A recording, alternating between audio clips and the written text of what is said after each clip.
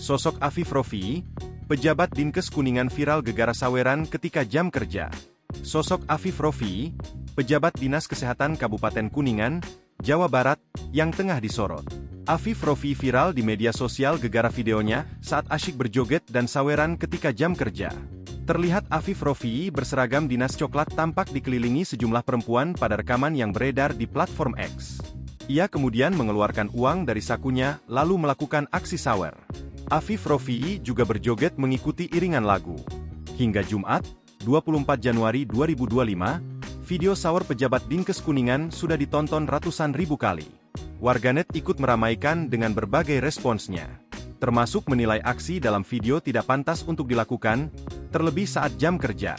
Berdasarkan penelusuran tribunnews.com, Afif Rofi'i sendiri menjabat sebagai Kepala Bidang Sumber Daya Kesehatan Dinas Kesehatan Kabupaten Kuningan. Ia berstatus sebagai aparatur sipil negara, ASN. Afif Rofi'i dalam kesempatannya membeberkan alasan di balik aksi sawer. Semua bermula saat ia bersama rekan-rekannya mendapatkan undangan ulang tahun pada Senin, 20 Januari 2025, siang.